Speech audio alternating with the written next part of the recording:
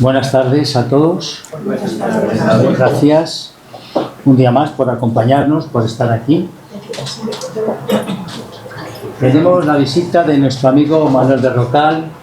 Él es doctor especializado en psiquiatría y nos va a hablar de un tema, pues yo creo que nos viene muy bien a todos nosotros, que es el misterioso poder del pensamiento.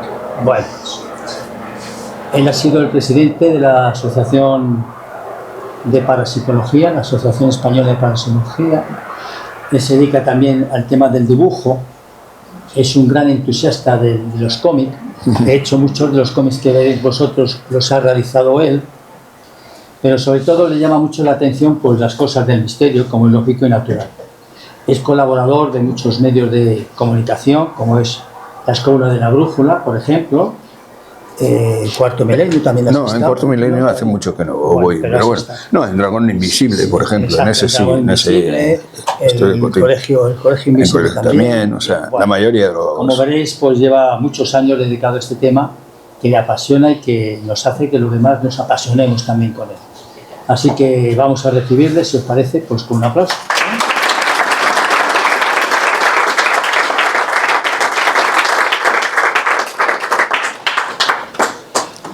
Muy buenas tardes, gracias por venir. Voy a intentar contaros algunas cosillas de las últimas historias que hay a nivel de lo que se va descubriendo poco a poco dentro de lo que es el conocimiento de lo que es la consciencia y el cerebro. Realmente el problema está en que la mayoría de las cosas que hoy en día se están manejando proceden de a partir de 1960 en adelante, es decir, de antes de ayer, por lo cual la mayoría de ellas no han salido directamente a lo que es al público en general. Así que espero que os sea interesante, porque me imagino que muchos de vosotros habréis oído, pues eso, el pensamiento positivo, el valor de la intención, todas estas cosas que muchas veces, pues bueno, se mal utilizan, hay que ser sincero, pues para vender algún curso o alguna historia en un momento determinado. Pero claro, la cuestión está en que todo esto tiene una verdadera base. La intención, sin duda alguna, es básica en el ser humano porque es lo que nos mueve. Nosotros, evidentemente, nos pasamos la vida solucionando situaciones, problemas, enfrentándonos a estados diferentes, cosas que la vida nos va poniendo, pruebas, pero solamente somos capaces de superarlas por esa intención, la intención de hacer algo. Claro, el tema está que hasta qué extremo esa intención afecta directamente a nuestro cerebro, hasta qué extremo llegamos con esa intención. Y cada vez vamos viendo más que esa intención en realidad lo que está haciendo es, de alguna manera, permitirnos totalmente el enfrentarnos al entorno que nos rodea. Pero ¿cómo nos podemos enfrentar? Sin duda alguna, bueno, pues más o menos todos entendemos que si tú tienes un problema, le intentas solucionar. ¿Pero cómo? El gran problema que tenemos normalmente es que la mayoría de las veces los estudios que se están haciendo en la actualidad sobre el valor de la intención están siendo tan revolucionarios que, seamos sinceros, no salen a la luz muchas veces, no porque se intenten ocultar, sino pues sencillamente porque la gente que lo está haciendo, claro, está más dedicados, como quien dice, a que su trabajo salga en medios académicos que pueda salir, pues no sé, en una televisión, porque el problema, me vais a perdonar, pero generalmente tanto televisión como radio suele tener el problema, y no hablemos ya de los podcasts, de que muchas veces los que te entrevistan no saben ni de qué te están preguntando. Con lo cual el problema es un verdadero problema. Cuando no te dicen eso directamente, no, tú habla de lo que quieras. Y bueno, pues vale. O sea, en otras épocas, pues bueno, los entrevistadores y demás se lo preparaban un poquito. Ahora no, ahora ya directamente ni se preocupan. Pero bueno, independiente de esta historia, vamos a considerar que, claro, que se han empezado a realizar toda una serie de experiencias, y experiencias que, bueno, de gente como Joulen, los colaboradores en la universidad, realizaron un estudio en el cual realizaron un estudio en función del cual veían en un momento determinado las modificaciones a nivel cerebral y los registros que se realizaban en el cerebro. Claro, normalmente nuestro valor de registro normal en estado habitual en el cerebro es de unos 0,3-0,4 milivoltios. Pero cuando tú te centras en algo, cuando tu cerebro, de alguna manera, cuando tú empiezas con esa intención de hacer algo, curiosamente sube hasta 3 voltios. Es decir, que estamos hablando de que existe una modificación, pero que es muy importante a nivel cerebral cuando nosotros realmente queremos hacer algo. ¿Por qué? Porque tenemos que preparar no solo nuestro cerebro, sino todo nuestro organismo para esa actividad. Entonces tenemos la circunstancia de que, claro, la respuesta más o menos muscular que todos tenemos, la respuesta de eso, todo eso más o menos lo entendemos, pero no entendemos que hay otras experiencias, otras situaciones en las cuales esta respuesta, de momento, no somos capaces de explicarla. Todos conocemos situaciones de esas que nos han contado 20 veces, de, bueno, yo qué sé, el Titanic. Cuando salió el Titanic, 120 personas decidieron que no iban. Estás hablando de, bueno, claro, normalmente siempre que hay un avión, un barco, alguien puede que decida, mira, no voy en el último momento. Suele ocurrir, porque bueno, todos tenemos nuestros miedos y demás y tal, pero claro, estamos hablando de que normalmente se valora, pues eso, a lo mejor, pues, no sé, de cada 3 aviones, una persona. No 120 en el Titanic. Esos 120 se salvaron. ¿Por qué? La mayoría, todos tuvieron una situación en un momento determinado de que se sintieron a disgusto, e incluso algunos, según subieron la escala, pues lo que era la rampa para entrar, se dieron la vuelta y se fueron. Algo, no sabemos qué, pero les preparó o les dijo que tuvieran cuidado.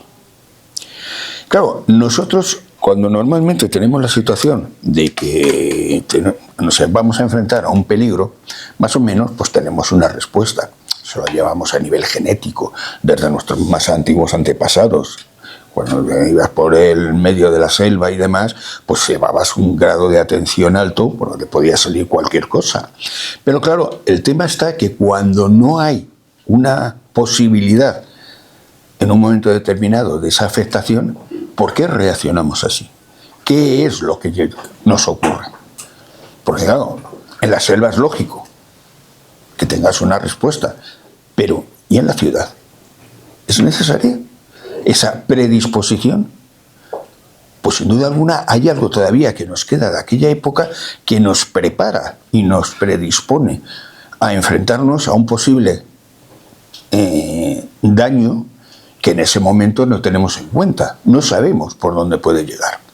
O sea, yo os puedo contar una anécdota personal, o sea, si conocéis la plaza de Jacinto Benavente, bueno, pues Jacinto Benavente está el teatro que, bueno, no sé cuál es. Pues, bueno, pues, ¿el Calderón? El Calderón, sí.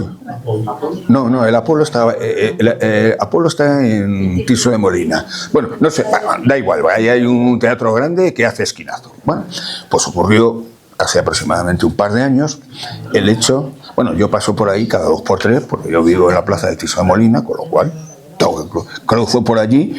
Bueno, voy desde cualquier sitio, hay que ser sincero. Y entonces tengo la costumbre de ir en el lado de la izquierda. ¿Por qué? Porque en la derecha está el cine ideal, que está siempre lleno de gente. Y todos están para entrar. Con lo cual a veces es difícil conseguir atravesar esa zona. Y un día, no os puedo decir por qué, me fui por ese lado en vez de por el otro.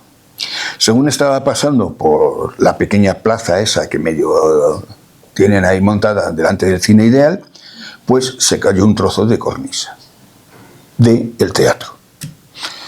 Trozo de cornisa que, claro, por más o menos como iba, me la hubiera comido, os lo digo, que totalmente. Cayó encima, bueno, la situación fue, cayó encima de un coche, las 2 personas que iban dentro murieron, o sea, estamos hablando de algo, de un problema muy gordo. Pero ¿por qué ese día cambié? Cuando nunca cambio. No lo puedo explicar. Pero está claro que algo hizo que yo tuviera una respuesta en un momento determinado en la cual no era lo habitual que yo hacía. Eso es mucho más frecuente de lo que nos creemos. Nuestra conciencia muchas veces nos prepara ante situaciones de peligro que nosotros no somos conscientes, valga la redundancia.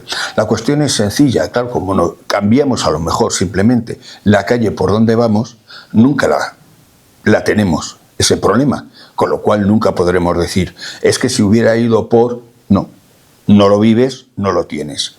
Pero claro, eso es una situación bastante frecuente. Nuestro cerebro, de alguna manera, predispone situaciones a partir de pequeñas informaciones que no somos conscientes de ella. El inconsciente es una gran, ¿cómo diría yo?, pregunta. ¿Cómo funciona? Nosotros está claro que tenemos una parte que es el consciente, con el que más o menos nos relacionamos todo el día y nos movemos en nuestra vida normal, pero hay algo atrás, digo atrás por la costumbre de que siempre se habla así, que es el inconsciente. Y el inconsciente es una situación de información que nosotros vayamos reteniendo. Nosotros, al cabo de un segundo, recogemos alrededor de 60.000 informaciones del exterior. Imaginaros si eso fuéramos conscientes de ello. Vamos, nos volvíamos locos. Pero vamos, es que no seríamos capaces de vivir. Entonces, de alguna manera, nuestro cerebro está organizado de forma que recoge esa información, pero no te la hace consciente hasta que tú no la necesites. Si me imagino que la mayoría de aquí sois conductores. Todos sabéis, cuando empecéis a conducir, que os sobran pedales, os sobran marchas y os sobra de todo. ¿Por qué? Porque estáis de forma consciente sobre esa actividad. Cuando lleváis ya unos años, funcionáis por inercia. Funcionáis de forma inconsciente. Es decir, pero eso ¿por qué se crea? Porque es necesario que tu conciencia esté atenta directamente a otras cosas más importantes. No al pedal, sino a si te sale un niño con la pelota. Claro, nuestro cerebro funciona así. Recogemos toda una información, la guardamos y lo tenemos. ¿Cuál es la gran diferencia entre el consciente y el inconsciente? El consciente funciona con la lógica. Eso está claro. El inconsciente funciona por la fantasía. Con lo cual, ¿qué ocurre? Que todo lo que nosotros recibimos lo incorporamos como si fuera igual que has leído un libro o has tenido un sueño. Esas cosas las vas incorporando en ti porque la fantasía, que no es lógica, es el fundamento principal del funcionamiento de nuestro cerebro, aunque no nos lo creamos. Tú cuando lees un libro, tú estás teniendo una vivencia absoluta con ese personaje que tú estás leyendo. Tú estás creciendo con ese personaje. Es lo que se dice. Si tú no lees, tendrás una vida. Si tú lees, tendrás miles. Porque vivirás todas esas experiencias de todos esos personajes que te van a dar una información. Pero tú las recoges como si fueran reales, no como una fantasía recogida de un libro. No, no, no. Tú las coges como si fueran reales. Con lo cual, muchas veces, el tema está que eso es información que luego tú vas a utilizar en tu vida. Cuanto más lees, cuanto más rica es tu vida, sentido de cine, de teatro, de lo que queráis, más fácil tendréis la respuesta de los problemas que tengáis en vuestra vida. Todo eso hace que de alguna manera nosotros tengamos una circunstancia que es muy sencilla. Nuestro consciente y nuestro inconsciente están continuamente mezclándose. Y eso hace que nuestra vida muchas veces se creen situaciones que no son lógicas. Por ejemplo, ¿vosotros sabéis el número de gente que en Madrid que tiene miedo a las serpientes? Es inmenso. ¿Qué posibilidad tiene de que os encontréis una serpiente? Ninguna. Hombre, una vez ha habido un vecino que, bueno, no le defino, que tenía una serpiente en su casa. Nunca he entendido muy bien qué placer puedes tener en una serpiente que no responde emocionalmente a ti. Hombre, un gato sí, un perro sí, incluso un hámster. Son animales que responden emocionalmente a tu cariño y a tu contacto. Una serpiente no. Entonces, pero bueno, para gustos ya sabéis, no hay nada escrito. Pero bueno, pero descontando esa situación muy extrema, bueno, pues ya os digo, estamos hablando de porcentajes de a lo mejor un 8 o un 10% de la población. Es un porcentaje muy alto, aunque no lo parezca. Con lo cual, claro, ¿cómo se produce eso? Pues por problemas del inconsciente. Por un lado tenemos la situación de que, claro, nosotros tenemos, se considera que casi a nivel genético, toda una serie de enseñanzas que vienen desde el principio de la historia de la humanidad. En otras épocas, evidentemente, una serpiente era un animal francamente problemático y había que tomárselo con precaución, por no decir otra cosa peor. Y eso lo seguimos teniendo en nuestra genética. Y eso realmente lo tenemos determinado a nivel de nuestro inconsciente. Nosotros vamos a tener en nuestro inconsciente toda una serie de aprendizajes que vienen desde el momento en que nacemos. E incluso hay quien asegura de antes. Situaciones en el embarazo, en un momento determinado, que puedan ser más o menos problemáticas. Pues no sé, el compañero que mejor se hubiera quedado en su casa, cosas por el estilo. Bueno, pues todos esos maltratos de alguna manera van a influir en el niño y todo eso con el tiempo, posteriormente, va a dar toda una serie de problemas que si acaba en manos de un psicólogo o un psiquiatra es lo mejor que puede ocurrir. Pero lo normal es que nunca dan por base que ellos tengan un problema. Eso queda grabado de alguna manera. Nuestra evolución a lo largo de la infancia, considerar que hasta el tercer año, los 3 primeros años de vida, se considera que nosotros aprendemos todo. Aprendemos a relacionarnos con el exterior.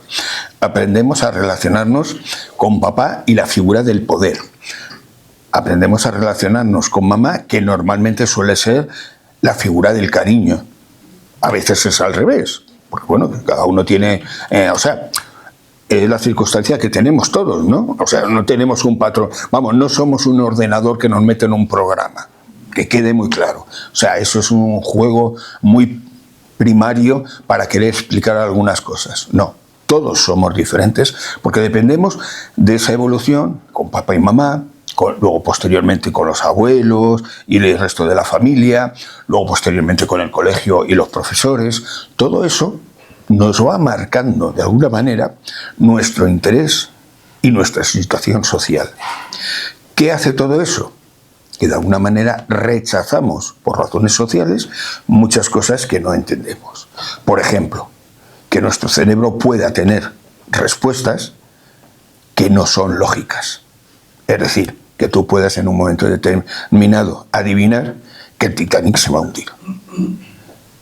Claro, el gran problema es que tú cuando trabajas con niños y trabajas con adultos a nivel de todo lo que es la percepción extrasensorial, te encuentras principalmente que los niños tienen un nivel de capacidad de tener experiencias que no sea fácil de explicar muchísimo mayor que los adultos.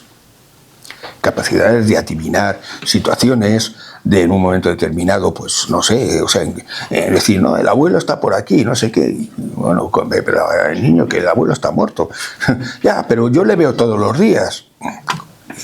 ¿Y qué dices? Claro, yo os puedo decir experiencias, o sea, de haber recogido en críos, chavales 7, 8 años, como mucho, que resultan de lo más curiosas. O sea, los puedo contar. Durante un tiempo yo estuve trabajando con un grupo que llevábamos, pues bueno, lo que era niños de altas capacidades. Esto que ahora se ha puesto de moda, siempre han insistido en los niños de altas capacidades, lo que pasa es que, bueno, que ahora tenemos la suerte de poderlos de alguna manera definir y actuar mejor con ellos, que quede claro. Bueno, pues en este grupo jugábamos, porque claro, eran niños de 5 o 6 años, entonces lo que tenías que hacer era jugar con ellos. No podías hacer, no les podías venir y como aquí soltarles un rollo. O sea, la situación era completamente distinta. Entonces, con ellos he tenido muchas experiencias curiosas de este tipo. Por ejemplo, os cuento un caso. Era un niño de 6 años y nosotros jugábamos a crear tu superhéroe. ¿Qué es lo que tiene tu superhéroe? No, pues tiene el poder de no sé qué. Y tiene el poder, bueno, pues la cuestión era desarrollar su imaginación y permitirles algo que normalmente no sabemos hacer con los niños, y es dejarles hablar. Porque inmediatamente el niño, cuando empieza a contar sus cosas, no, cállate, que eso son tonterías. No sabemos el daño que hacemos con eso. Porque claro, a ese niño le estás bloqueando toda su imaginación. Y os recuerdo que Albert Einstein decía que lo único importante que hay es la imaginación. Si no tienes imaginación, lo vas a llevar, iba a decir una burrada, crudo, para moverte en tu vida. Bueno, pues este niño tenía la característica, claro, hizo su dibujo, todos dibujaban su superhéroe y demás. Como dibujara, daba igual, lo importante es que él se proyectara. Y en un momento determinado hace su muñeco y con un halo alrededor.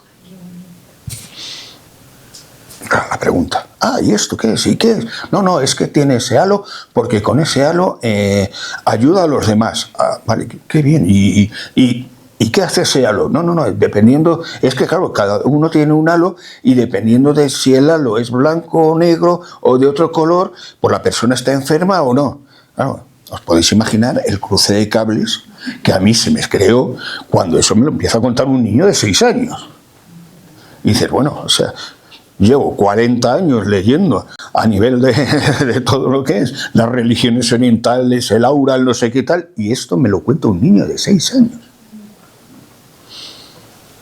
Claro, el tema estaba en que él veía algo.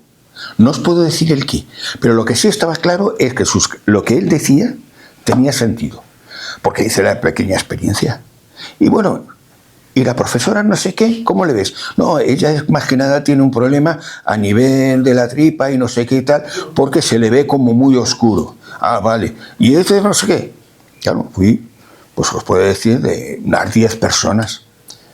Pude comprobar que todas, donde el chaval había dicho que estaba oscuro, o estaba azulado, tenían problemas en ese nivel. O sea, el crío estaba viendo algo. Claro, yo intenté por todos los medios hablar con los padres, bueno, lo cierto es que acabé hablando con ellos y demás, más que nada, pues para que no le trataran de tonto. Bueno, los padres no les defino, porque evidentemente, claro, todo aquello, ¿para qué vamos a hablar? O sea que estamos hablando de esa situación en que a nivel social nosotros bloqueamos todo aquello que la lógica no nos permite entender. Con lo cual, ¿qué estamos haciendo? Perdiendo mucha parte de nuestras propias capacidades. Un niño de altas capacidades, no sabéis vosotros la maravilla que es tratar con ellos. De verdad. Porque tienen una manera de expresión y una lógica y una manera de actuar que es completamente distinta a la de cualquier otro ser humano. El problema está en que, claro, son diferentes Y la sociedad no permite ser diferente. Tú tienes que estar en unos patrones y establecerte. Y todo eso, claro, a nivel cerebral lo pagamos. Pero el cerebro, sin duda alguna, tiene muchas más características. Podemos, de alguna manera, prever qué va a ocurrir. ¿Por qué? No lo sabemos. A lo mejor un mínimo, alguna información nos llega que no nos hemos dado cuenta, o algo, no lo sé, o directamente que somos capaces de adelantarnos en el tiempo. Porque claro, cuando tú haces una experiencia de precognición bien llevada, o sea, no estoy hablando de estos señores que salen en las revistas a principio de año diciendo: y vamos a tener una guerra, y vamos a tener que Trump se va a morir, y vamos a tener... Vamos a ver, eso es todos los años lo mismo. Y en los años 90, yo durante 5 años tuve el humor negro de ir apuntando todas las que hacían. No acertaron ni una. Os puedo decir que no acertaron ni una. Y os digo, pues bueno, los que en aquella época, el Rappel y toda esta gente, que eran, pues bueno, se supone lo más maravilloso que existía. Pues su situación era esa. Claro, ¿cómo en un momento determinado podemos intentar explicar que alguien se adelante al tiempo? Porque una de las cosas que se ha visto y comprobado, ya os digo que son cosas que están ya comprobadas. Tenemos el inconveniente de que no sabemos muy bien todavía cómo funciona. Todo es cuestión de tiempo. Os recuerdo que la mayoría del funcionamiento cerebral es de los años 60 para acá. La mayoría de las enfermedades psiquiátricas que hoy en día, seamos sinceros, son controladas perfectamente. Muchas veces el problema es que el propio paciente se encuentra bien y abandona el tratamiento o lo que esté haciendo. Ese es el gran problema. Pero hoy en día se controlan, puedo decir, el 99% sin ningún problema. Pues la situación está que cuando tú realizas esta situación de la intención, se ha visto la existencia de liberación de fotones por el cerebro. Estamos hablando de... Hay una modificación del campo electromagnético y una liberación de elementos que van a actuar sobre el exterior. Elementos que sin duda alguna van a tener la característica de que no solamente pueden actuar sobre otras personas, sino en total sobre tu entorno. Claro, cuando tú haces ciertos estudios, sobre todo con personas dotadas que aseguran que pueden curar, tú te encuentras situaciones que no puedes explicar fácilmente. ¿Por qué? Porque encuentras que existe una respuesta biológica medible en el paciente. Es decir, si tú en un momento determinado estás con un sanador, vamos a llamarle así, que actúa por la imposición de manos, llámale Reiki, llámale como quieras. A fin de cuentas, todo es la misma técnica con nombres distintos y que a lo largo de la historia hemos ido cambiando, bueno, pues por razones más económicas, que quede claro, que de otro tipo. Cada 15 días te sale un señor que tiene su técnica maravillosa y que no sé qué, y que te da cursos y que no sé cuántos, y todo eso te lo arregla, ¿me entiendes?, directamente con una técnica tan antigua como la imposición de manos. No cambia nada. Pues tenemos la característica de que esa imposición de manos se ha visto que actúa sobre el exterior claramente. Por ejemplo, cuando la imposición de manos puede facilitar en un momento determinado el crecimiento de las plantas. Ahí no podemos hablar de que haya sugestión, a no ser que aceptemos que, bueno, que cada vez más va a haber que aceptarlo, que hay un cierto grado de inteligencia en las plantas. Pero la realidad es que cada vez tú haces esa actividad y en un momento determinado tienes respuesta. Pero no hace falta la imposición de manos, simplemente con la intención. Fueron muy curiosos una serie de experimentos que se hicieron en los años 70 del siglo pasado sobre plantas que se reutilizaba un registro electroencefalográfico de ellas en un momento determinado pegada a un receptor que recogía las modificaciones existentes. Vamos, una especie de, como diría yo, de detector de mentiras, para que nos entendamos, un aparato de esto. Enganchaban a eso, enganchaban a las plantas y tenían la circunstancia de que la persona, el que estaba llevando la experiencia, se centraba pues, con unas plantas en sentido positivo, en el sentido de qué bonitas sois, qué bien vais, que crecéis mucho, no sé qué, y en otras sois una mierda, es que ni crecéis, no sé qué. No sé. Curiosamente, la respuesta era dependiendo de la intención de la persona. Las plantas crecían de una manera bastante desarrollada cuando actuaba de forma positiva y, de alguna manera, la mayoría de ellas acababan muriendo del negacionista. ¿Cómo actuaba? No lo sabemos. Pero sin duda alguna había una comunicación. ¿Hasta qué extremo esos fotones que estamos diciendo eran capaces de influir en las plantas? Pero claro, también hicieron experiencias con seres humanos. Por ejemplo, hicieron una experiencia en la Universidad de California en la cual, en un momento determinado, recogieron toda una serie de personas que tenían SIDA, el síndrome de inmunodeficiencia adquirida. Claro, su porvenir era, pues bueno, en aquella época, que en unos 5 o 6 años morían todos.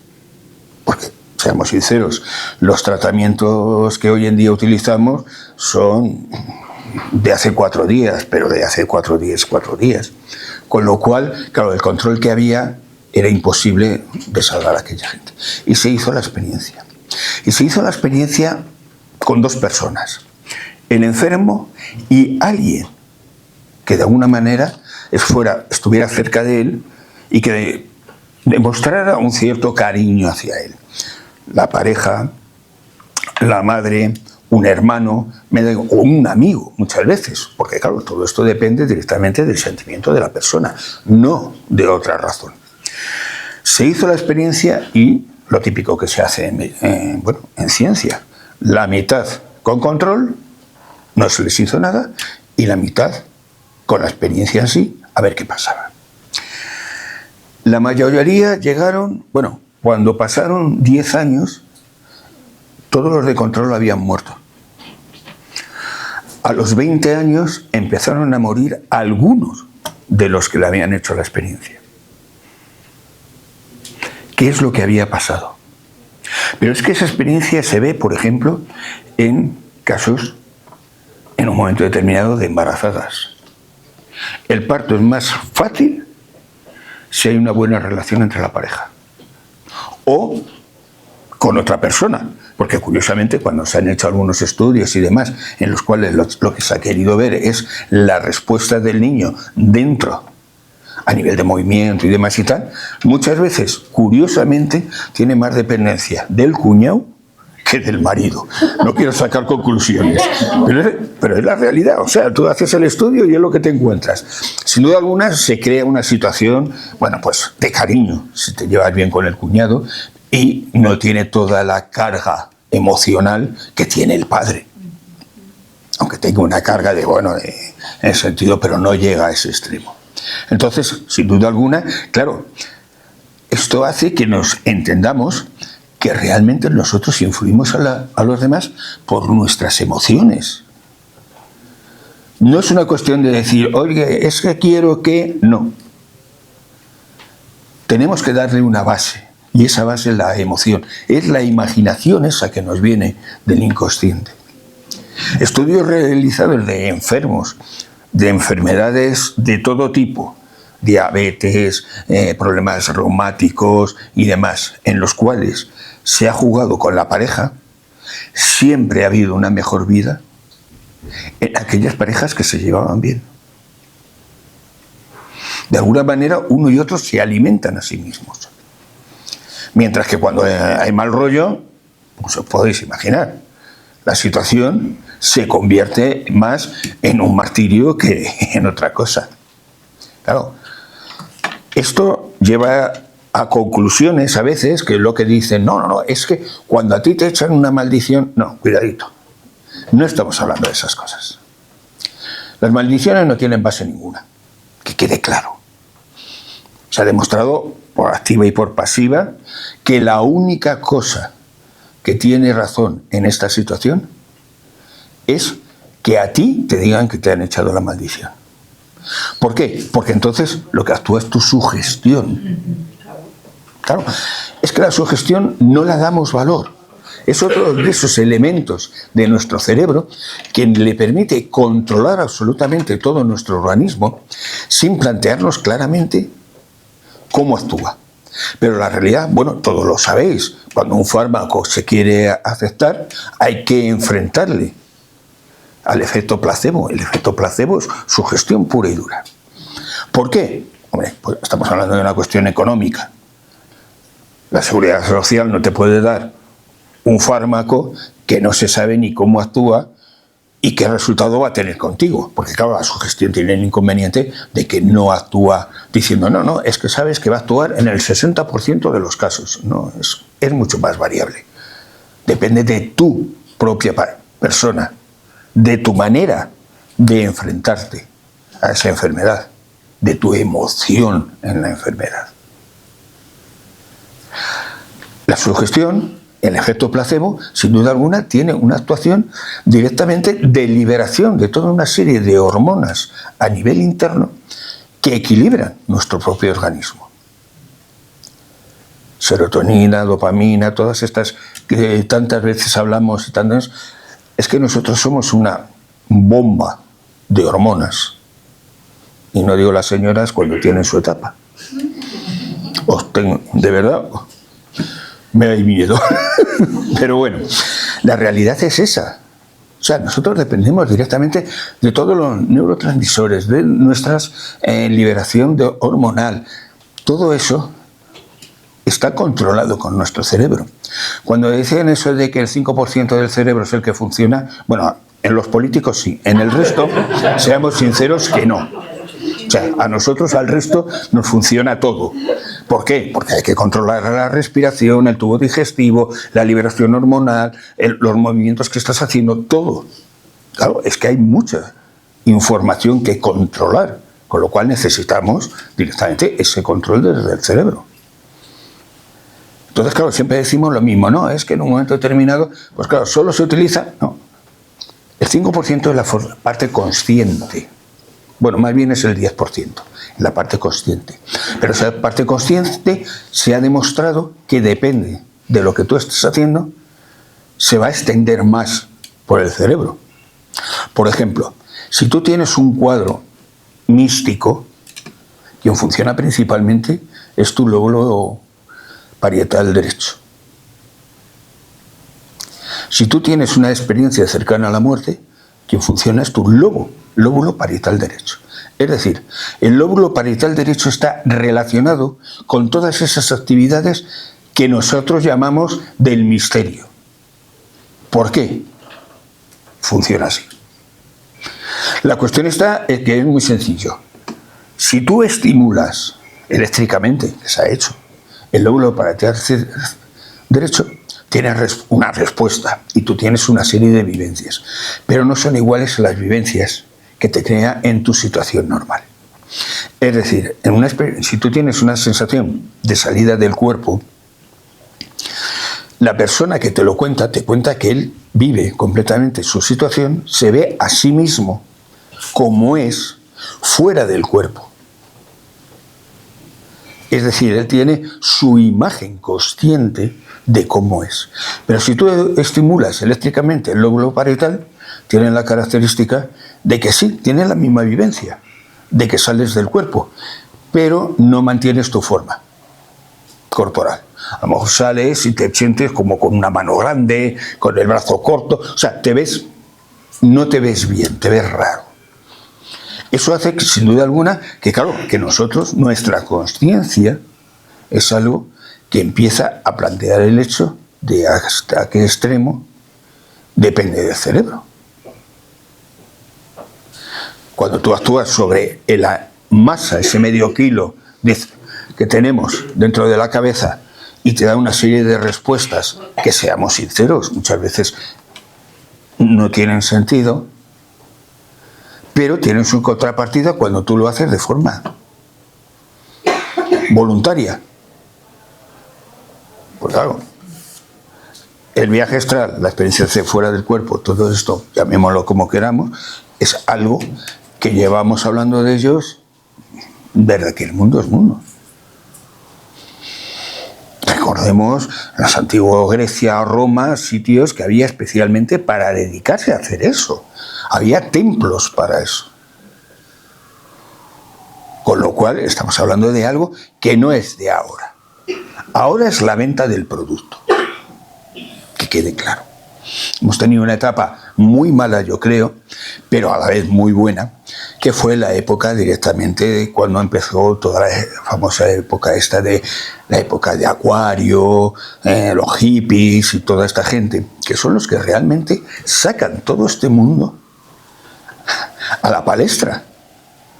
Porque claro, cuando ellos empiezan a hacer todo tipo de experiencias en un momento determinado con drogas psicodélicas, no, la droga psicodélica se lleva utilizando en la humanidad desde que el hombre es hombre. Hay referencias a nivel de neandertales que se están encontrando, pues, hojas en las tumbas de plantas, pues eso, que son psicotrópicas. Luego estamos hablando de que siempre han estado con nosotros. Todas las religiones tienen una base muy alta en ellas, todas. Más o menos simbólica en algunas, pero, claro, nosotros vamos a la Eucaristía, pero es que la Eucaristía en su día se preparaba de una manera muy diferente. Hoy en día no. A lo mejor estaría bien recuperarlo. Y era consistir, claro, tú hacías el pan, que normalmente era de centeno, y tú lo dejabas al aire libre, con lo cual, ¿qué ocurría? Se infectaba de un producto que es el cornezuelo del centeno. El cornezuelo del centeno, claro, es uno de los principales elementos para tener todo tipo de visiones. Entonces, claro, tú vivías la visión de que veías a Dios, claro que le veías. Pero claro, entender que el cornezuelo del centeno es el que da la base para el LSD. Así lo entenderéis mejor. Pero claro, también da para muchos productos de hipertensión, también da para muchos productos a nivel psicótico, también, o sea, el cornezuelo del centeno es una maravilla de la naturaleza que yo creo que todavía no hemos sido capaces de sacar todo el valor que tiene.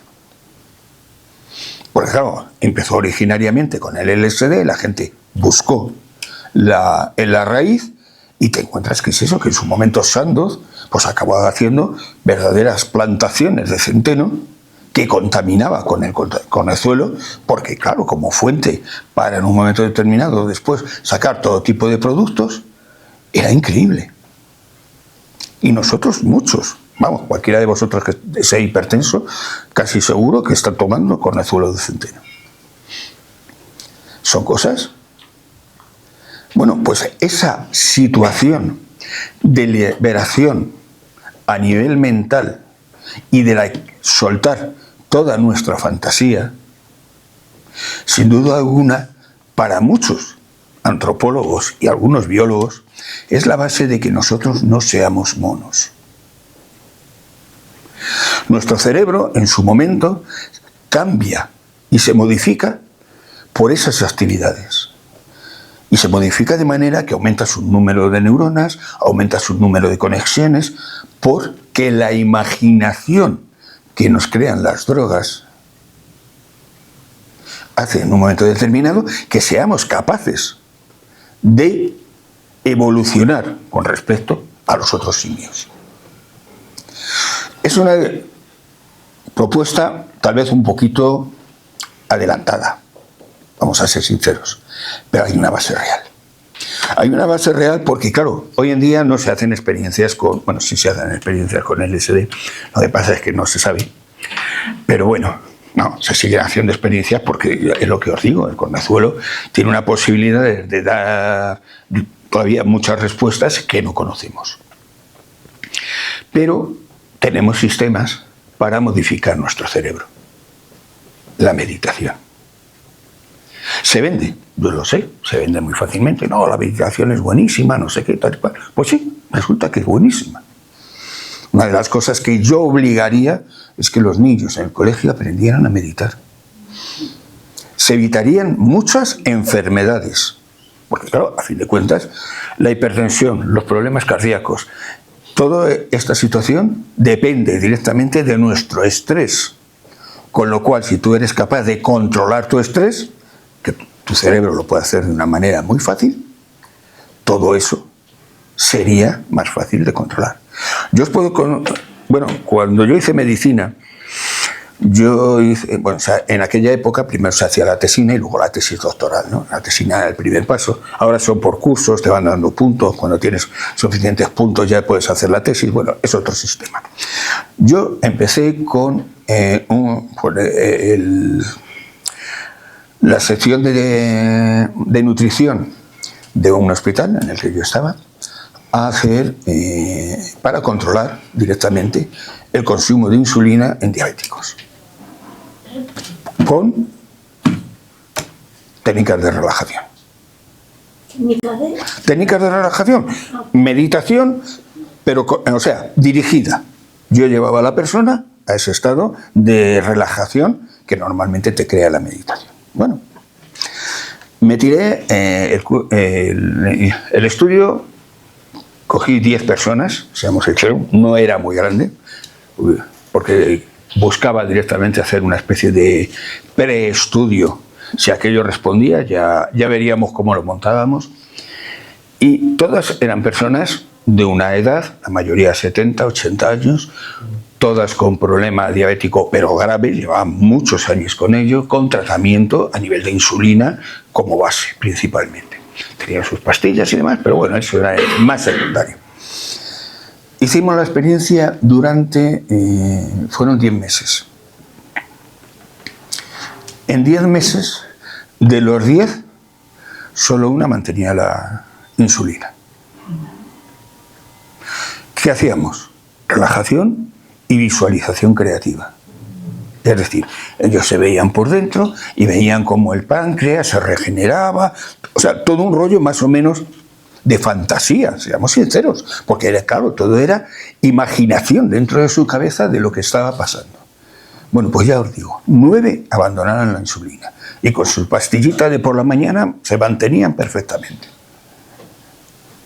Claro, es que lo que se ha visto es que cuando tú haces meditación, tu cerebro se modifica. No es una cosa de decir, bueno, es que joder, me encuentro fenomenal, sí, evidentemente.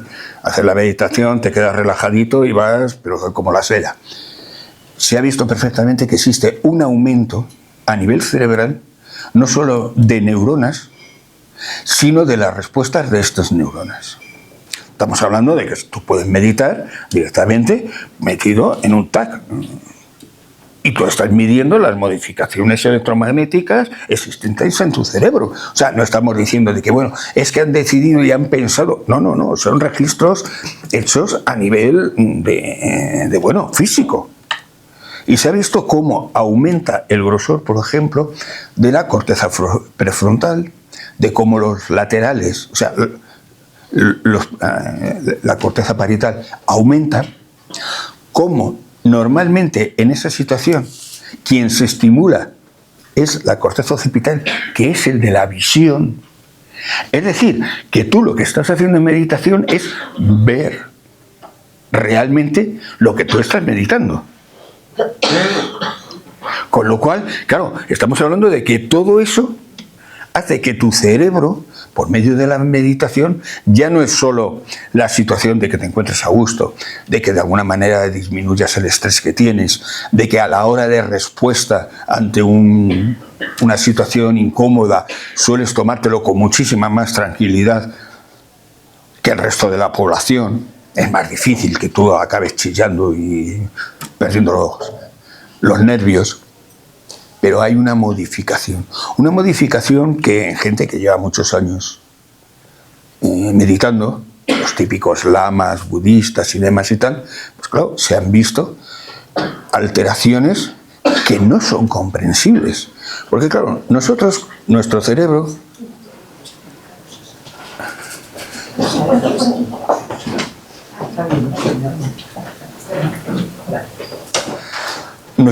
de alguna manera tiene la característica de que va a ir reaccionando ante las situaciones que tenemos.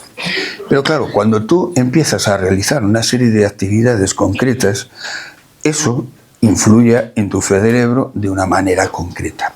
Cuando tú haces en un momento determinado registros a nivel electroencefalográfico, tú tienes una serie de ondas que son las más fáciles de registrar.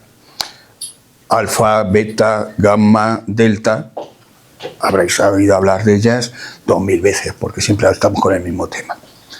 Claro, el tema está en que cuando tú haces una meditación, tú tienes, dependiendo del tiempo que llevas haciéndolo, claro, esto no es una cosa que aprendas en un cursillo de fin de semana, ¿eh?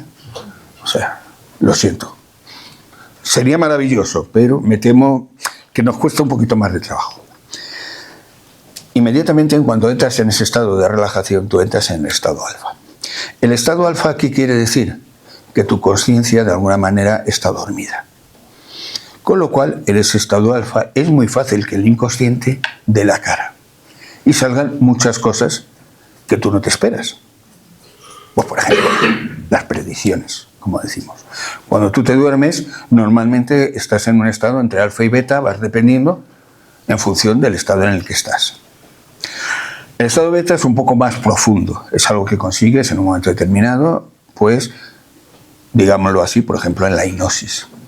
La hipnosis no deja de ser nada más que un estado de relajación dirigido por otra persona, que normalmente lo que significa es que, bueno, te facilita entrar en ese estado de una forma más cómoda que intentándolo tú. No es otra cosa. No os creáis nada de las películas de la hipnosis. O sea, no vais a hacer nada que no queráis hacer. O sea, que si vais al vecino y le matáis, es que es lo que queríais hacer. Vuestra razón tendríais. O sea, no es que os lo hayan mandado. Lo siento. Sería mucho más fácil para muchas cosas, pero bueno. La realidad es que cuando tú, en un momento determinado, entras en ese estado beta, pues empiezas a tener, sobre todo, una serie de respuestas a nivel fisiológico.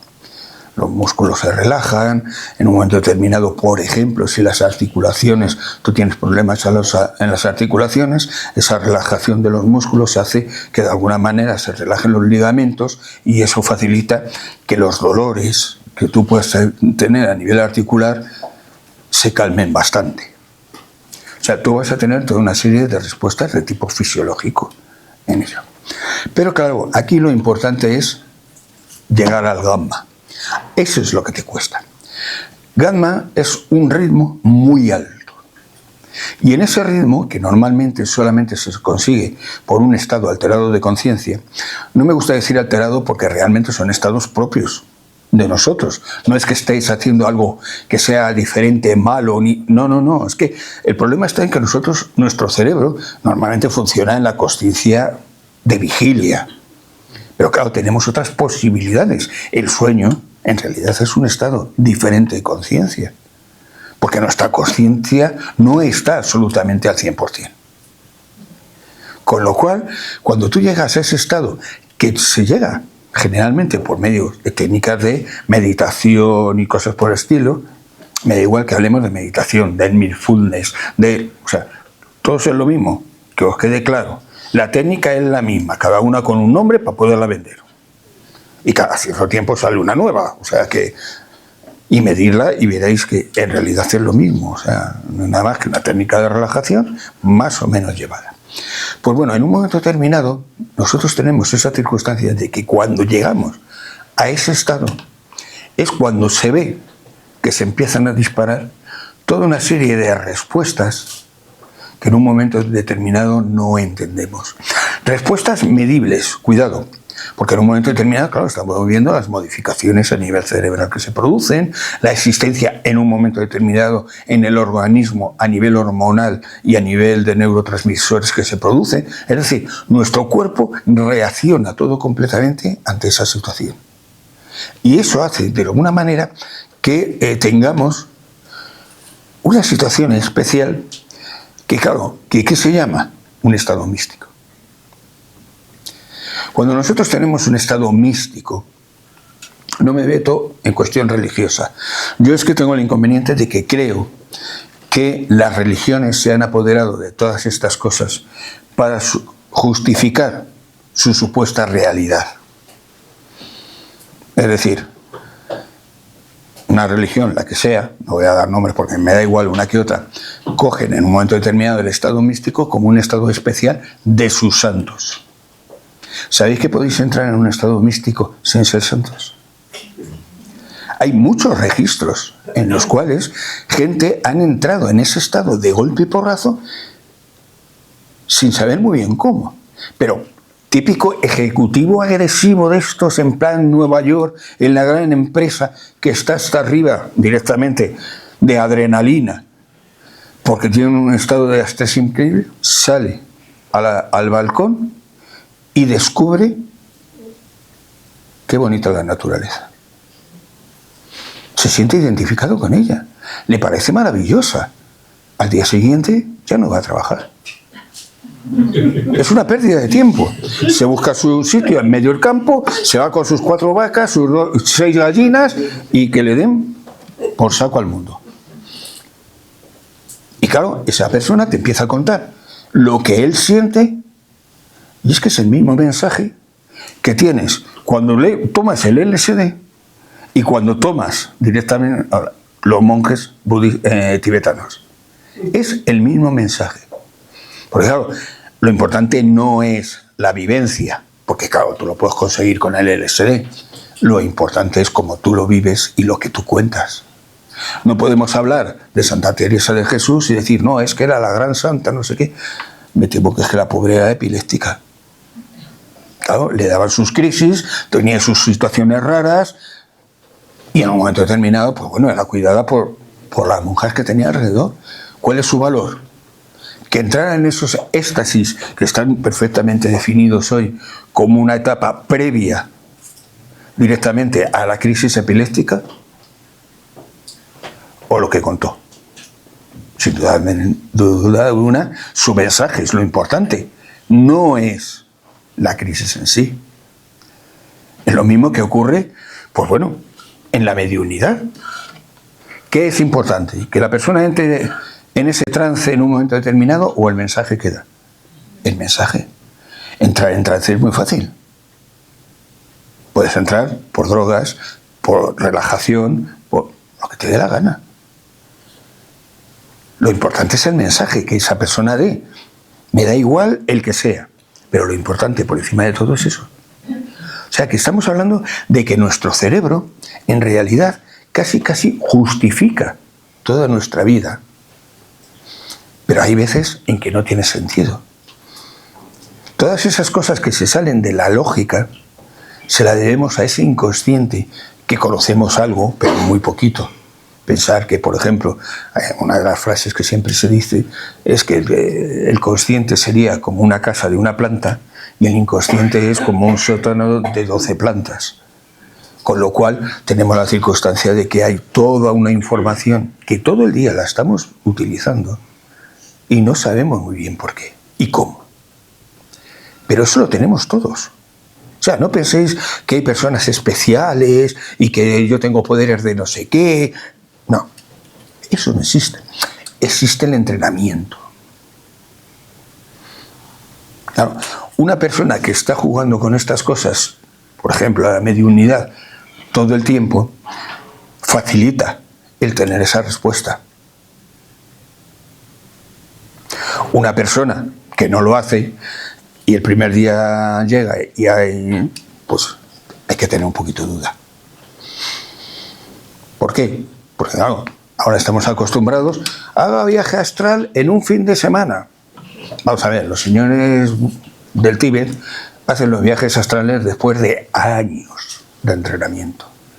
20, 30, 40 años. No un fin de semana. Cuando alguien te viene y te dice, no, yo es que he salido y he visto no sé qué tal, lo que ha tenido ha sido un sueño. Es lo normal.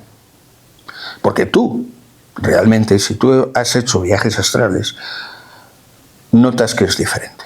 Tú notas cuando es un viaje astral y cuando es un sueño. Lo notas. Por la sencilla razón de que tienes una vivencia completamente diferente. El sueño te lleva.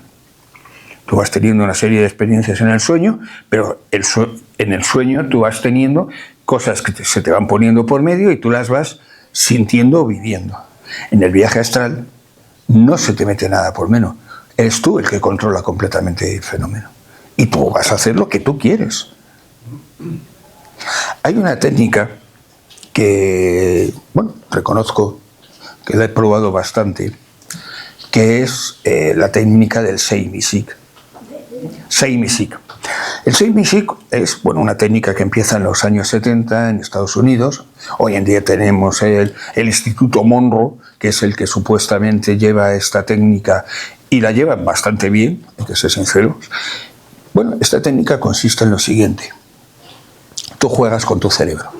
Es decir, tú te pones un ruido blanco con una frecuencia concreta en el oído, una 8 hercios, por ejemplo, y en el izquierdo 4 hercios.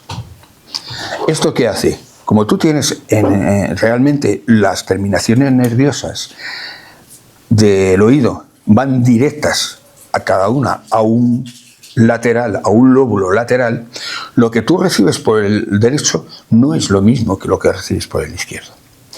Esta diferencia hace que tu cerebro resuene de alguna manera con una frecuencia media, vamos a llamarlo así. Y eso facilita que tú entres en ese estado diferente de conciencia. Bueno, pues en su momento esto se utilizó en el gobierno de los Estados Unidos, para, a nivel del ejército, localización de pues bases rusas, submarinos rusos en medio del mar. Es decir, era un medio de localización de cosas evidentes. No era el decir, bueno, yo siento no sé qué. No. O sea, tal submarino está a 30 grados norte, 40 grados no sé qué. Y ahí estaba.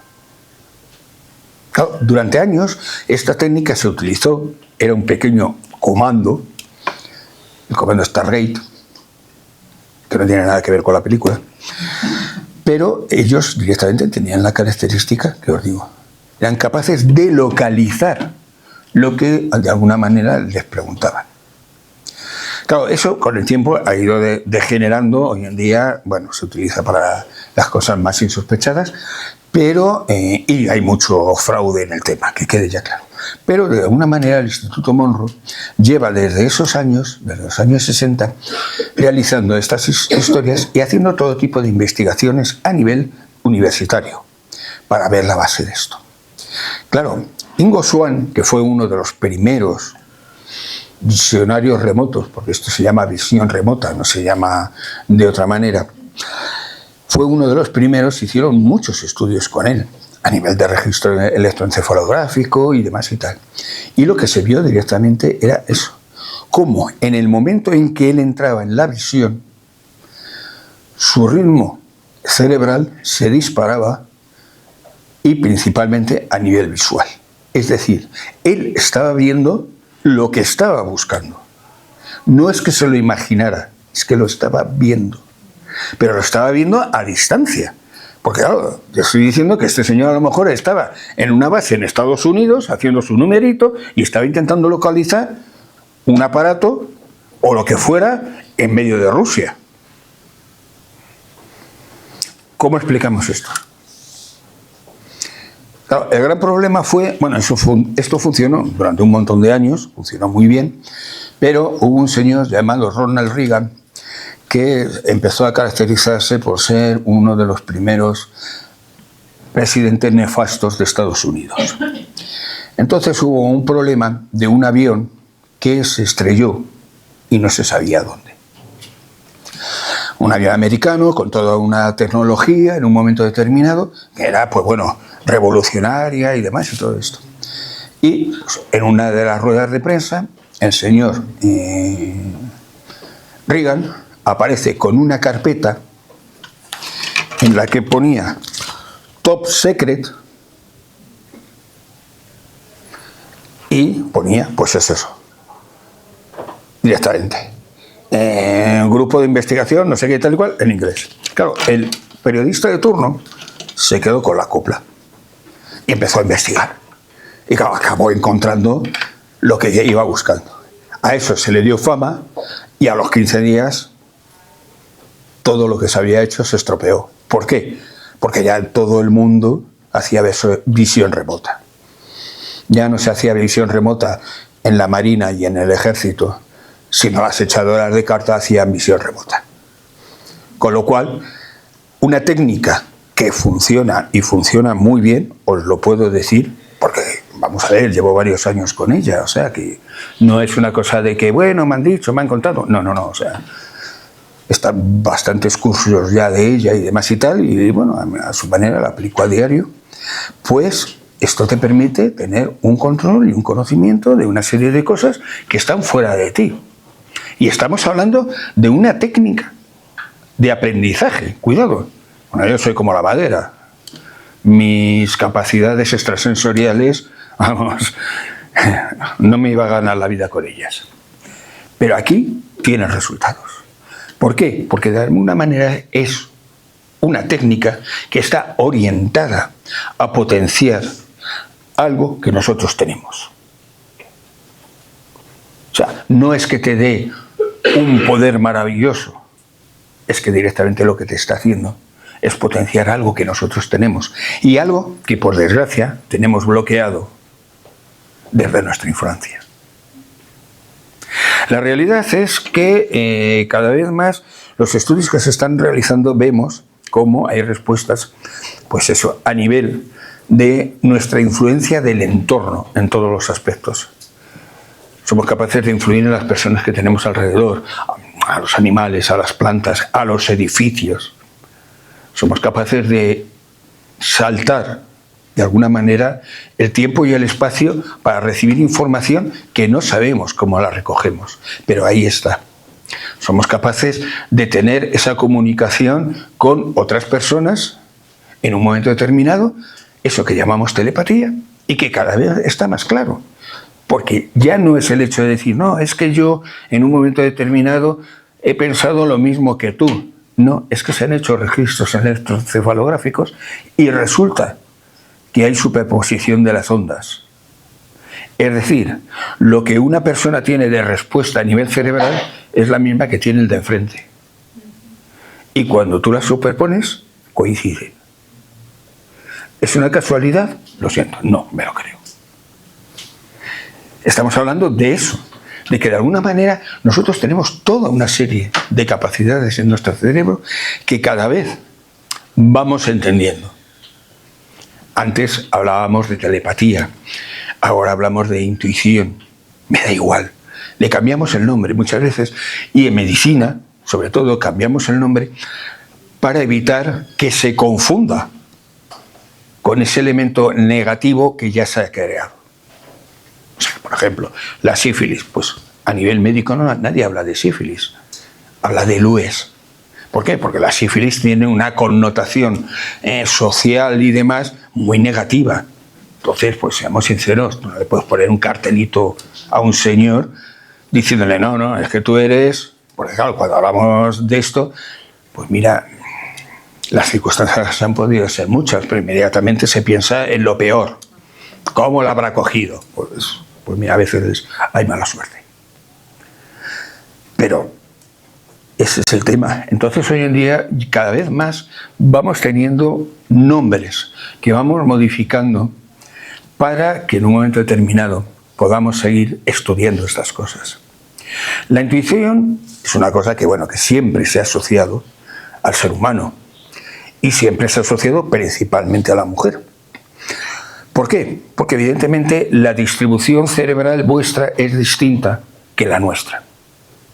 Nosotros somos más localizados. Cuando intentamos en un momento determinado, bueno, es el chiste ese que se cuenta de que en un momento determinado, pues cuando el hombre piensa, el hombre en su cerebro es como si tuviera cajoncitos. En cada cajoncito metemos una cosa. La familia, el coche, el trabajo, el no sé. Claro, si yo voy a pensar algo del trabajo, abro el cajoncito del trabajo, pero no abro nada más. Con lo cual, no hay posibilidades de una asociación de conceptos. Esto tiene su sentido, porque en su época, cuando éramos cazadores, en un momento determinado, claro, nosotros nos teníamos que centrar en la presa. El resto no nos importaba.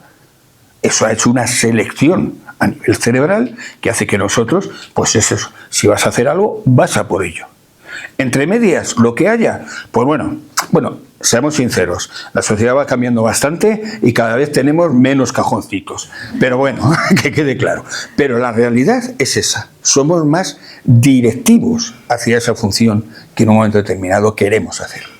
La mujer, por circunstancias, por lo mismo, estamos hablando de que en su momento, pues claro, era recojo esta planta, recojo esto que cuelga aquí, pillo ese animalito, el niño que se me escapa. Es decir, que tenía una capacidad de recoger información muchísimo mayor.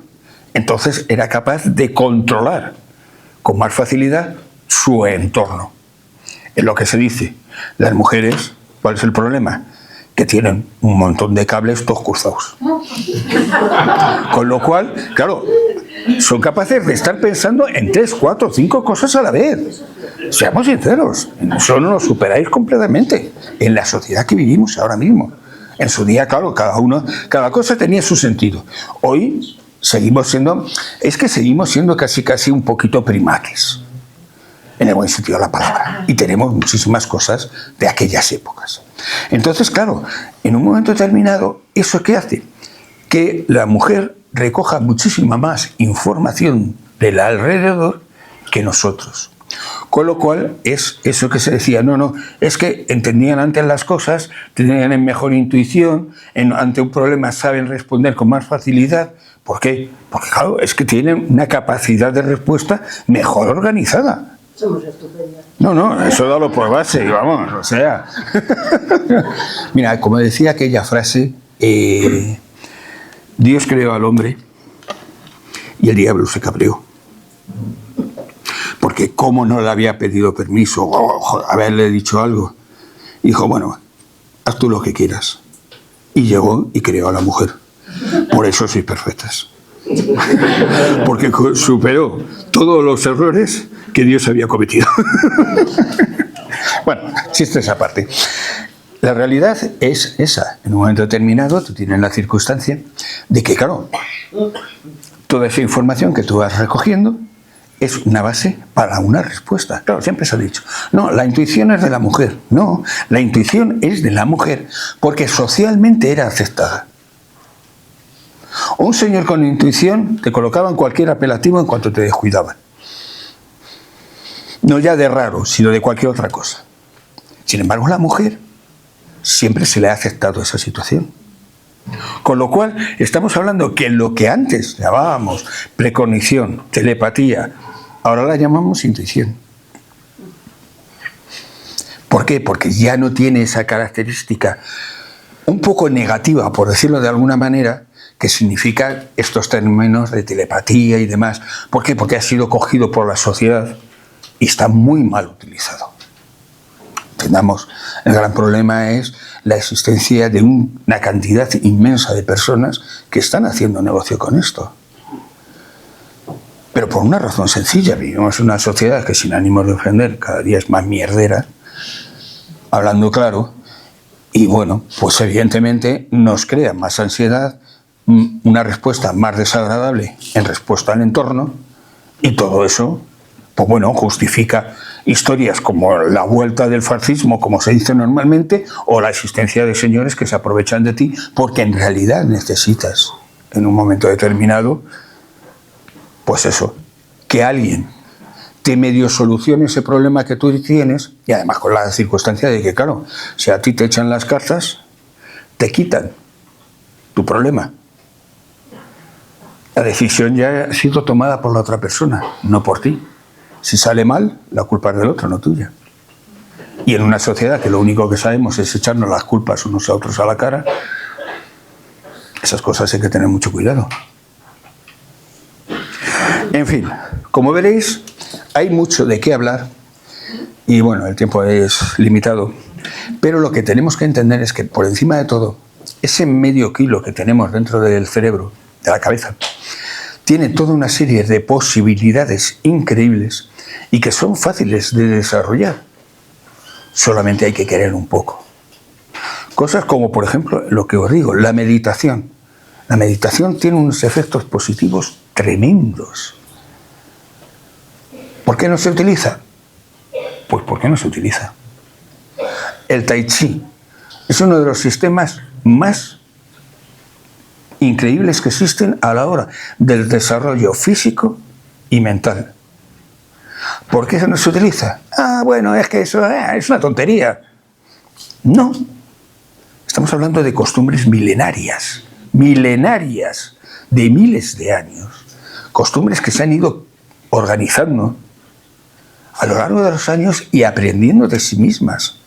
Entonces, como a nosotros nos quitaron nuestra cultura ancestral cuando vino la Iglesia Católica y persiguió todas las creencias que no eran la suya, nos han quitado nuestra propia historia. Pero tú, cuando lees ciertas cosas, tú te encuentras técnicas semejantes a la meditación en el mundo sufí, que nosotros las tuvimos en España. Pero claro, cuando la Iglesia entró, cosa del diablo. El diablo ha sido es el personaje perfecto. Sirve para echarle la culpa de todo lo que no queremos que sea en un momento determinado. Y echarle la culpa de nuestra ignorancia, porque él es el causante de todos los males. Y bueno, a fin de cuentas el problema es que somos físicos, somos biológicos y nuestro organismo tiene muchas raíces todavía animales que no llegamos a controlar, seamos sinceros. Con el tiempo vamos ganando. Cada vez hay gente que va desprendiéndose un poco, por suerte, de esa imagen del gorila. Pero de todas maneras todavía nos queda mucho que recorrer. Entonces yo lo que invito es a que os conozcáis. Conozcad ese medio kilo que tenéis dentro de la cabeza. Mirad realmente para qué os sirve. No juguéis a ese juego de hoy he sido feliz, bueno, no te preocupes, mañana ya llorarás. Eso que tanto nos dicen. No. La felicidad son momentos que se siguen uno tras de otro. Buscarlos depende de cómo te enfrentas a la vida. Si tú vas por la vida diciendo eso de que todo esto es una mierda, no sé qué tal y cual, pues evidentemente va a ser lo que tú estás creando. Tu cerebro crea tu vida, que os quede claro. Lo que pensáis es lo que conseguís. La gente a cierta edad se abandona, físicamente, psicológicamente. ¿Por qué? Porque ha llegado un momento en que no ha entendido cuál es la razón de su vida. Eso es muy habitual, ¿no? Es patética la situación, y digo patética porque es que es tan habitual del señor que en un momento determinado se jubila y a los 2 años se muere. Pero bueno, si hoy en día un señor de 66, 67 años está muy bien, físicamente está controlado. ¿Por qué se muere? Porque ha perdido su razón de vida. Su vida era el trabajo, el ir, el estar allí, el volver, los amigos allí, el no sé qué tal, y un día se encuentra en casa directamente sin saber qué hacer. Y os puedo decir, a mí me han llegado señoras diciendo cómo meto a mi marido en un psiquiátrico porque me tiene de los nervios. Porque es que se dedica directamente, claro, yo entro en la ducha y cuando voy a salir me la encuentro con el sopo allí preparado en plan soldado para recoger el agua porque dice que quiere ayudar en algo. Pero es que, claro, pobrecito mío, si es que no le han enseñado a vivir. Pues eso es lo que quiero que hagáis. Aprender a vivir, disfrutar los momentos. Vivimos una sociedad que nos ofrece todo. Podemos alcanzar las cosas que queramos. No os quedéis en casa. Disfrutar, bueno, quedaros en casa porque también en casa se pueden hacer muchas cosas, pero vamos, disfrutarlo. Disfrutarlo porque es lo que os digo. Vuestro cerebro se crea y se construye en vuestro día a día. Y ese es el que os va a dirigir. Principalmente. Que luego haya historias que no podemos explicar, vale, genial. Pero lo importante está ahí, en ese medio kilo. Pues muchas gracias por escucharme.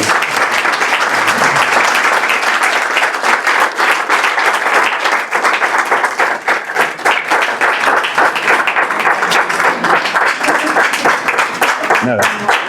Da tiempo a alguna preguntita. ¿Sí? Pues nada, si queréis, venga, vamos a empezar. ¿Tú te das cuenta que hay cierta similitud en la Iglesia Católica con la política de los políticos que tenemos ahora? Esas son cosas que no me gusta meterme porque estamos con la historia de que, bueno, hay personas que son católicas y lo viven muy bien y de alguna manera. Mira, las religiones tienen una cuestión muy sencilla y es, si a ti te sirve, genial.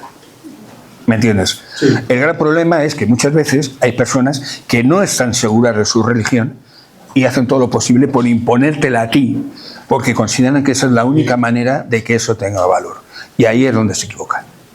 Pero estás hablando de eso. Es igual que en la política. La política hay señores que, claro, que ellos deciden en una circunstancia de que lo mejor que tú tienes que hacer es, y te lo van a imponer como sea. Sí, la impresión que me da es que son los mismos. Es que el fundamento, a la larga, vamos a ver, una iglesia ahora mismo es una entidad directamente político-económica. Dejémonos de tonterías. En la realidad, la Iglesia Católica es una construcción económica directamente establecida que, claro, que lo único que le interesa es el control, porque si no, se va a la mierda si no recupera la cantidad de dinero que necesita para sobrevivir. Entonces, su funcionamiento es el mismo. Pero la diferencia es que todas las religiones tienen una base común. Busca esa base. Esa es la importante. El creer en que lo que dice el cura, mira, el que quiera creer, el mismo. Pero la base, ese mensaje que Jesucristo dio en su día, es que es el mismo que dio Buda, es el mismo que dio... O sea, es que es el mismo. ¿Por qué? Porque en realidad lo que nos están contando es la base de nuestra manera de ser. El ser humano es un animal social y como tal necesita vivir en grupo y que haya una relación buena en ese grupo. Y eso es lo que marca la religión, esa creencia básica. No putees demasiado al de al lado, intenta vivir bien con él. Ese tipo de historias son las que nos permiten, en un momento determinado, vivir y congeniar con todo con los que tenemos alrededor. Lo que pasa es que, claro, que la sociedad tiene un inconveniente de que hay personas que a eso no les interesa que funcione. Le gusta enfrentarnos, tenernos en mala manera, ese tipo de cosas. Sí, un segundo, es que estabas ella antes. Yo quiero preguntar si con esa conexión remota también se ha intentado hacer curaciones o ayudar de otro tipo en vez de buscar ciertos... Con visión remota no, pero se han hecho experiencias con oración en función de la intención de los oradores hacia personas con una enfermedad. Se ha visto que funciona. Pero estos estudios se han hecho bien. Vamos a ver. Se han utilizado creencia judía, creencia chamánica, creencia religiosa católica, creencia budista. Es decir, buscaban gente de cada religión que fueran los que supuestamente iban a influir en los enfermos que se habían determinado y ver los resultados existentes. Lo que sí se demostró es que la creencia daba igual. Daba igual en lo que creyeras. Lo importante era la intención. Y si tú tenías buena intención hacia esa gente, había una respuesta. Y si tú ibas a perder el tiempo, no pasaba nada. Por eso te digo que lo importante es la intención, no la creencia. Sí. Sí, yo tengo una pregunta. Es acerca de, bueno, una cosa que has comentado antes en cuanto a la cantidad de cosas que puede hacer el cerebro, capacidades que tiene que hacer que puede hacer el cerebro, pero que en este momento pues no las estamos controlando, ni siquiera sabemos cuáles son, a dónde podemos llegar con ello. Entonces comentabas que a lo mejor a través de la meditación o de la intuición podemos llegar a conectar de una manera un poco más intimista o introspectiva hacia quiénes somos y cuáles son nuestras capacidades.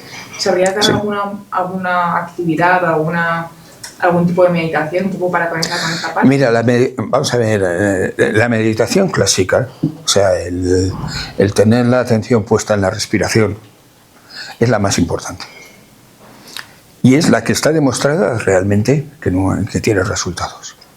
En esa meditación luego tú puedes jugar a centrarte en ideas tuyas. Pues, por ejemplo, en un momento determinado se han hecho estudios Yo le hice pequeñito, con 5 personas, no pude hacerlo con más por razones de que me echaron la bronca, con 5 personas de meditación para corregir problemas a nivel de artrosis. Estoy hablando de un elemento físico fácilmente medible, porque es una radiografía y lo es. Conseguí que personas de 80 años volvieran otra vez a andar, que tenían unas limitaciones bastante importantes. Solo con meditación. Vamos a ver, yo no estoy en contra de los fármacos, considero que los fármacos son necesarios, funcionan muy bien y nos ayudan muchísimo, pero tú no puedes establecer tu vida en un fármaco.